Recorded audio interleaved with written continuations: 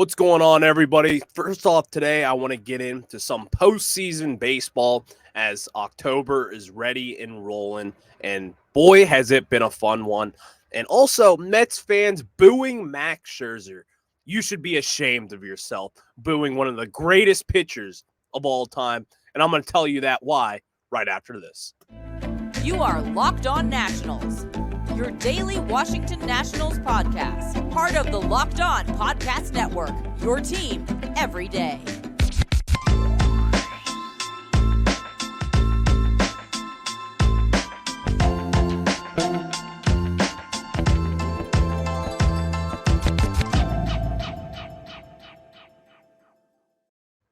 Thank you for making Locked On Nationals your first listen every day. We are free and available wherever you get your podcasts. Mets fans. Shake my head. You guys were all booing Max Scherzer on Friday night, game one of the wild card series, when former National Josh Bell went yard on him in the first inning, which was so much fun to see as a former Nat. You know, I love Josh Bell and the time that he has done here. He paid his dues, and he needed this moment. He wanted to get into the postseason so badly, and now he's there. So I'm real happy for Josh Bell. But aside that, Max Scherzer, who is our own, one of the greatest to ever wear that curly W on his head, was booed off the mound at Citi Field after allowing 7 runs in game one of the wild card round against the San Diego Padres. And oh my God, I was livid when I saw that. Max Scherzer, this is no news to Nats fans. We know that he gives up first inning home runs. And especially in the postseason, he gives up plenty of runs in the first inning throughout the postseason. It's always been his thing. 2016 against the Dodgers, he gave up one first inning run to get down in game one of the NLDS there. And that was just what we expected from him there on out. 2019, he also gave up 3 runs throughout the first 2 innings in the wild card game against the Brewers, for which we eventually came back and clawed back our way into winning that game. But Max Scherzer, man, you're going to boo him and be like, well, we paid him $43 million to dominate. Yeah, you did.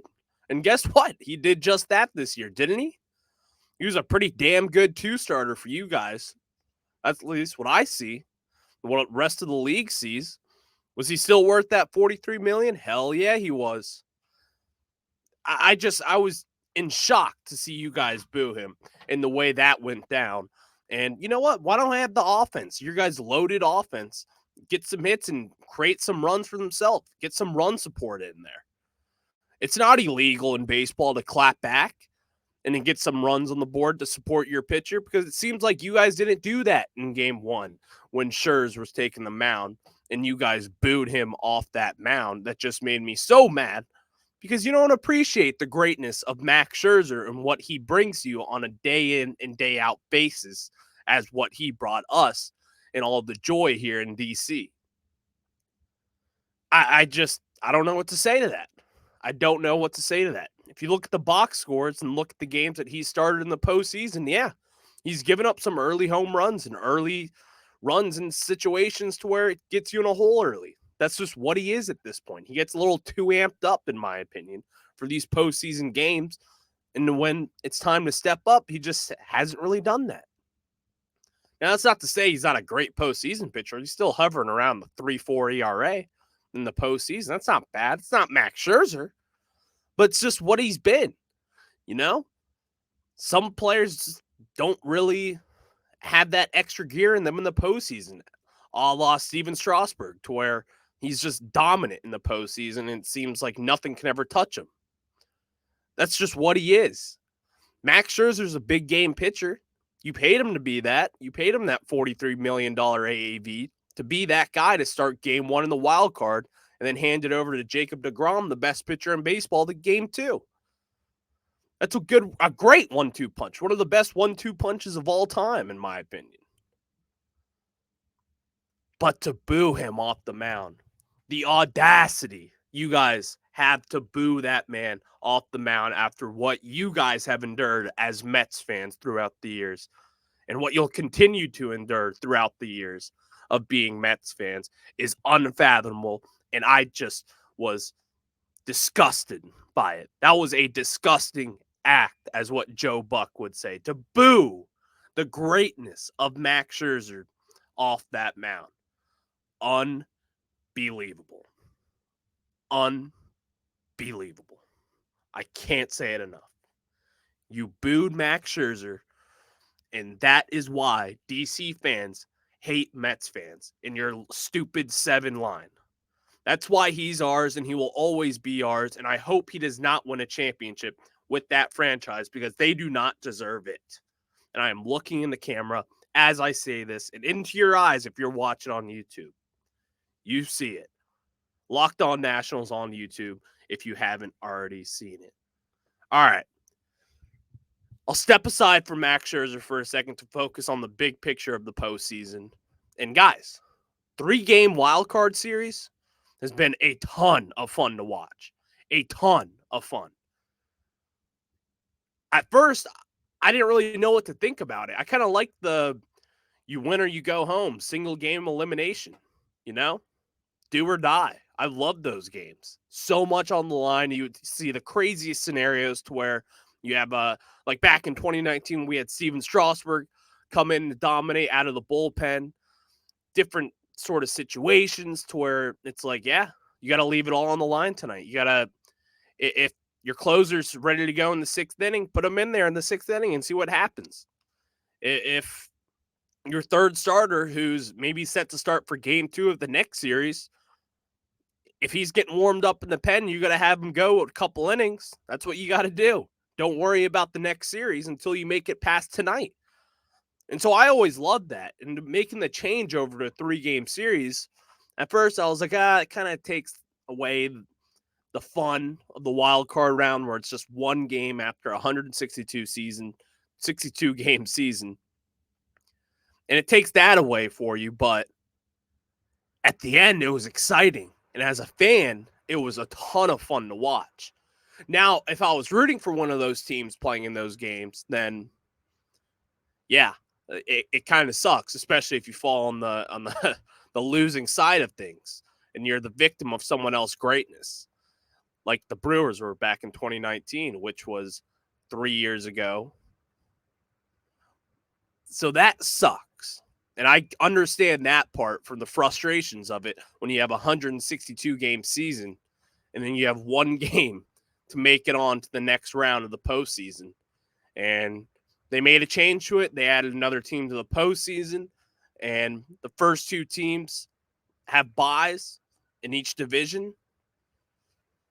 But I'm loving it right now. 3 games, why not? This weekend was filled with tons of playoff action, playoff drama. You had the Guardians dominating the Rays that went into in a game that was actually, I loved watching it. I'm a big pitching tool guy. I made that known on our Twitter, Locked On Nationals Twitter, LO_Nationals. You can give us a follow there. I made that known. I love a good pitching duel. Even more so than a complete offensive showdown to where you're putting up 10 runs per each team and going back and forth. I love a great pitcher showdown. So that game with Tristan McKenzie on the mound, who was just dominant, completely dominant, used his slider at a perfect rate, just striking out hitters left and right. And the Rays just had no bounce back for them. They couldn't get him done. They couldn't get it done in the 2 games they had to play Cleveland. And that was a little frustrating for some, which is fine. But I loved it. I loved the Guardians. I think the Rays were slightly overrated coming into this year. I don't know if they made the improvements that they needed to make. And Wander Franco surely wasn't what he was thought out to be when he entered this season.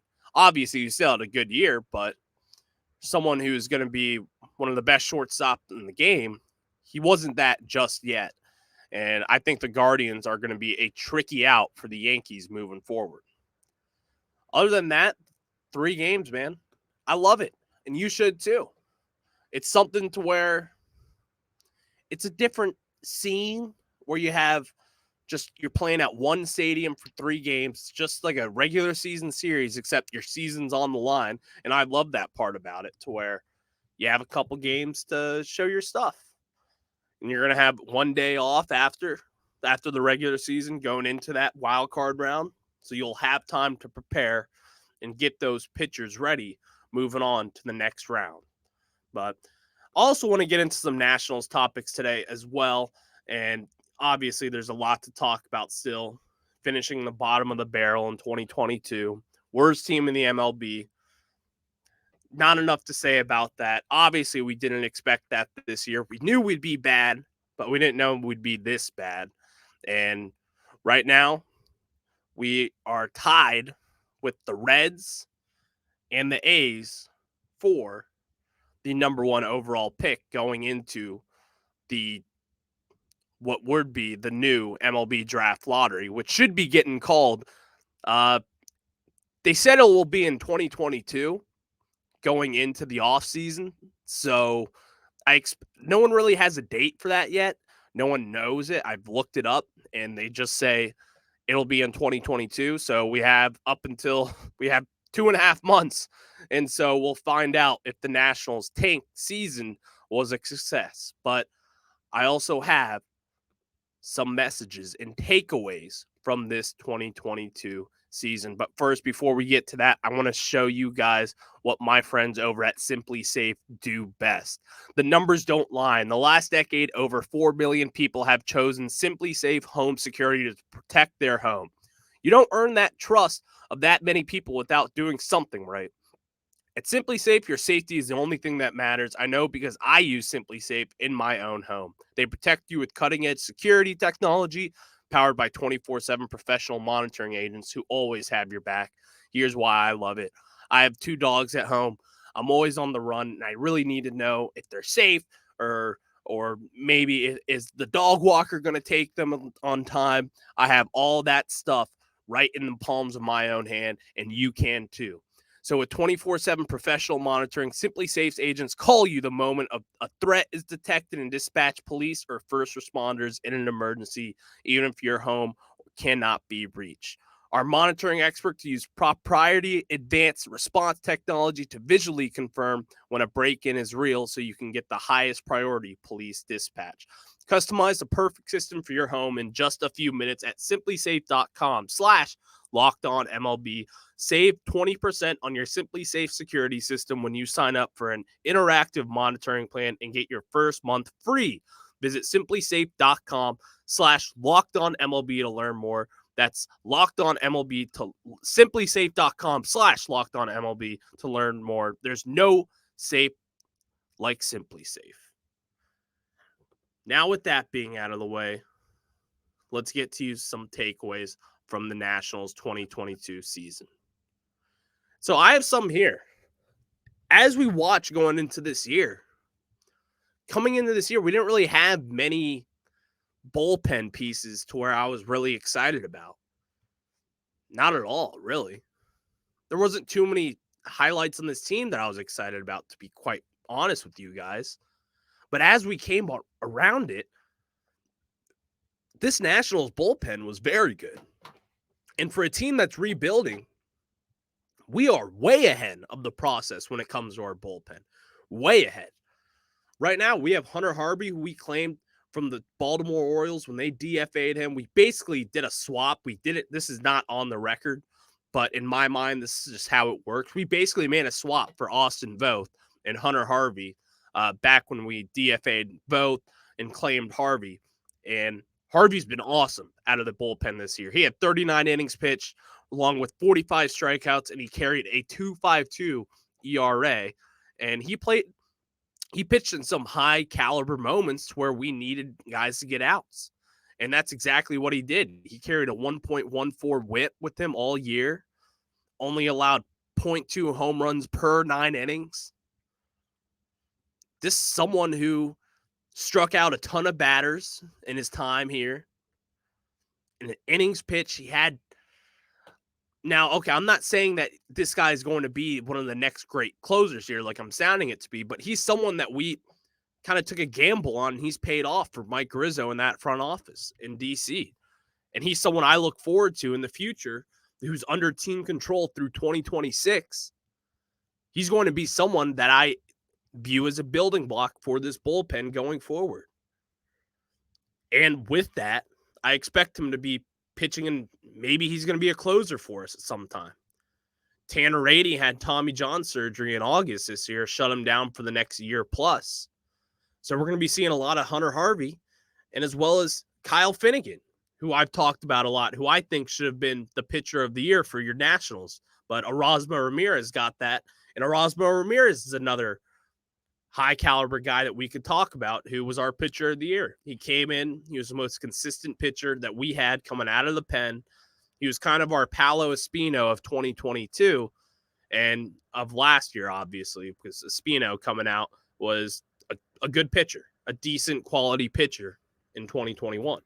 Erasmo Ramirez was that for 2022. But let's get to Kyle Finnegan here, to where I've on this podcast, I have said that I love Kyle Finnegan and what he does for this team. And I view him as someone who could be a closer. I think he's actually an edge ahead of what Hunter Harvey, I just said what he was. I think Finnegan is that guy right now and is our Nationals closer going into the 2023 season. Kyle Finnegan has just done it all. He just has done it. Mike Rizzo took a chance on him after the 2019 season, signed him to a major league contract after never playing an inning in majors before, and has come in and he's made a name for himself on this team, and he's gotten better each year, in my humble opinion, to where this year I think he took the biggest step back, to where he pitched 66 innings and had 70 strikeouts compared to last year. He had 66 innings and 68 strikeouts. And also his walks were down from, he had 4.5 walks per 9 innings last year compared to this year. He had only 3 walks per innings on the dot. And that's down from 1 walk. That's big. If you aren't aware from that, that's huge, really. His hits were down this year in total, and his FIP was also down as well, as fielding independent pitching. And so Kyle Finnegan is someone that is going to be a building block moving forward, as well as some other pieces. And so let's step away from the bullpen, and we're going to take a look at Nelson Cruz now, who Nelson Cruz actually is having eye surgery in October. He had I guess how they described it was a loose piece of skin that was kind of blocking the vision in one of his eyes that could have and has affected him over the last year and a half or so. And that kind of makes sense to what we've been seeing with him. He just has kind of fallen off a cliff to where he once was in 2021 with the Minnesota Twins. He was batting .295 with the .907 OPS and had 19 home runs for them in a short amount of time in only 85 games. And this year, in 2022, he's just been not great, batting .234 with the .651 OPS, and has only hit 10 home runs in 124 games in 500 at-bats. And that's something that, for Nelson Cruz, that's rare. And we know that. If you're a baseball fan, like I assume you are, then you know Nelson Cruz has been one of the staples throughout the MLB, and he's always been that guy that has hit a ton of home runs. He's going to get on base. But my point is that with getting this fix on his eye and getting this blockage removed from him, so now he'll be able to see more, which is obviously going to open up everything to him. Like, hey, man, that's awesome. Like, I had bad eyes in high school when I played. And once I got contacts, it changed everything for me. And so I know right now, when you literally have something blocking your vision, that's going to help him moving forward. It kind of makes me think of Wilson Ramos when he had LASIK surgery and then all of a sudden came out the next year and batted .300 and had one of his best years ever, and then eventually went on and got paid. That's what I think of. And I think that's going to be a great thing moving forward. And it's something that's going to be important because we want Nelson Cruz on this team. As much, I kind of laid the lumber into him a few days ago on the show, or actually really last week on the show. And that wasn't right. That wasn't a nice thing to do, because now this comes out with his eye. And we all know he's been out since around September 13th with this eye injury. And so I was mean on that. And I apologize, Nelson Cruz, because you do have value to this team.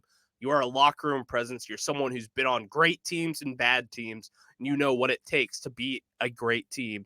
And ALCS MVP, multiple-time Silver Slugger Award, multiple-time All-Star. He's someone you want on that team and in this roster moving forward. He has a mutual option with the club going into 2023. I would assume that both sides would take that up because I don't really see us spending money going into this offseason and making any real changes. So I see Nelson Cruz being on the opening day roster in 2023 and maybe looking to trade him come that trade deadline next year in August in 2023. Now let's move on to the next one. Joey Meneses.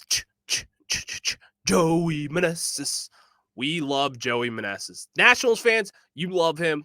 How can you not at this point? Joey Meneses is a mainstay for your Washington Nationals, and I'm here to tell you that right now. There's no doubt about that in my mind that Joey Meneses will be your starting DH or first baseman or wherever they put him for 2023 and starting in February when they report down in West Palm Beach. He will be in that opening day lineup, and there's something you should be excited about with him. Joey Meneses. Do I have to go over the stats again? I will, one just last time.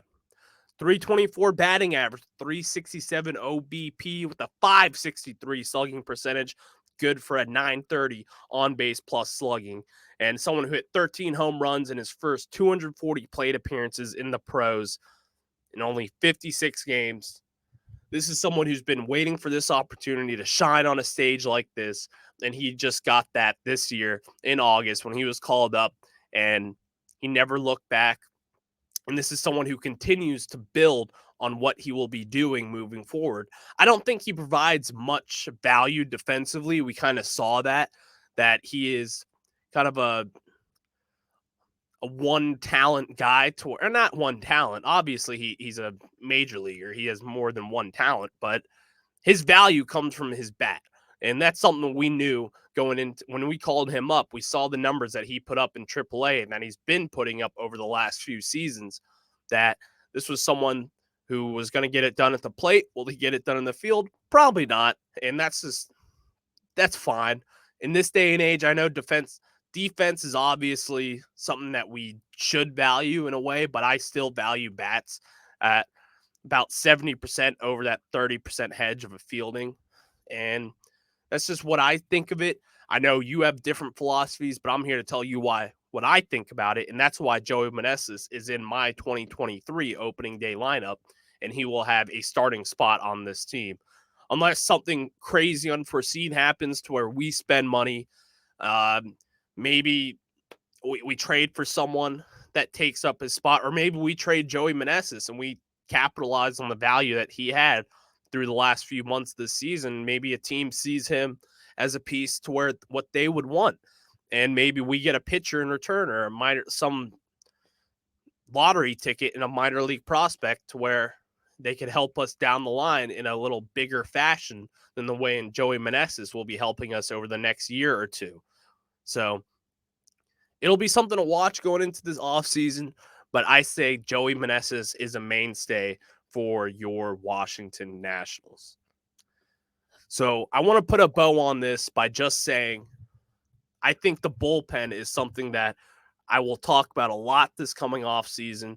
And I didn't even get to mention that we have 3 studs in the minor league system that are ready pretty soon. I can tell you Jose Ferrer, who's a left-handed pitcher, who's got a mean fastball. He's going to be someone who has already dominated in the minor league level. I can pull up the stats for you right now. He had a 2.48 ERA in 65 innings pitched, only gave up 8 home runs. Batters had a 222 batting average against him. He had 78 strikeouts. Someone that I'm looking forward to, as well as Zach Brzezicki, who's an undrafted free agent after the 2020 MLB draft, where they only had 5 rounds. But this year, he was probably our best bullpen piece in the Nationals farm system, battling a 1.76 ERA, 61 innings pitched, and a 157 batting average. striking out 95 hitters in 61 innings pitched. He's someone who I expect to see in the major league level this coming season. He dominated in AAA when he got there, and he's someone that I'm super excited about to potentially be a closer or someone down the line in the national system. And then Matt Cronin, someone who I thought to see this season, maybe at the end of the year, call up, but we didn't get to see that. He's a lefty in AAA as we speak, or obviously he's in the offseason now, but he had 52 innings pitched this year, only given up 35 hits, 22 walks, and 56 strikeouts with hitters batting 190 against him. He's someone, again, who I see helping this bullpen in 2023, and maybe he's on that opening day roster for this upcoming season, and I see him helping this out in a big way and improving this bullpen even more. And so I think this is, to wrap up this whole conversation, I think the bullpen was something that we really slept on, and watching the postseason, the bullpen is something that you need to win a championship. It's not a guarantee that the best bullpens win it all, but I guarantee you they help you. 2019, look at us. We had one of the worst bullpen ERAs for a regular season team entering the postseason, but we had 4 guys that we knew were solid coming out of the pen, and we had Patrick Corbin, Steven Strasburg, and other guys to lay on coming out to eat a couple innings out of the bullpen as well, who were usual starters. And so we leaned on those guys, and that's what helped us propel us to that 2019 championship. And I think that these 3 guys in the minors can help you do just that, as well as Kyle Finnegan, Hunter Harvey, and Tanner Rainey when he's back from his UCL surgery with Tommy John. Before we moved on, guys, I just like to send a message out to all the MLB listeners, because I know you guys are keeping on with the Nationals and the postseason. And I just like to thank you guys for what you always do and your continued support for this team and for this podcast. Obviously, I don't want to keep you guys too long because you have postseason baseball to watch at this point. So, but also you guys should check out the Locked On MLB podcast. Your host, John Sullivan, he's going to do a great job doing that. I watch it every day, and this is just something that you should do as well, because the Locked On MLB podcast is something that should be in your mainstay. So thanks for making Locked On Nationals your first listen today. Now make your second listen to Locked On MLB podcast with MLB expert Paul Francis Sullivan. Brings humor, passion, and unique perspective on every team and the biggest stories around the league. Follow the #1 daily league-wide podcast, Locked On MLB, on the Odyssey app, YouTube, and wherever you get your podcasts. All right, fellas, you enjoy the postseason. If you have any questions, please feel free to DM me at Ryan Clary 11 on Twitter, or you can DM the Twitter page, LO_Nationals. I repeat, LO_Nationals. You can find me on Twitter at Ryan Clary 11. And do that. Give us a follow. Send us a DM. Maybe something you want to see. Maybe something that you don't want to see. Or maybe you just want to talk baseball. My DMs are open. I pride myself in connecting with the people and the listeners. So please reach out. Tell me something you want to see. Tell me an interview you want to see. Give me advice. Whatever you want. My ears are open, and I love to listen to you guys as you do to me. So thank you guys, and you have a good day. We'll talk to you tomorrow. Enjoy the day.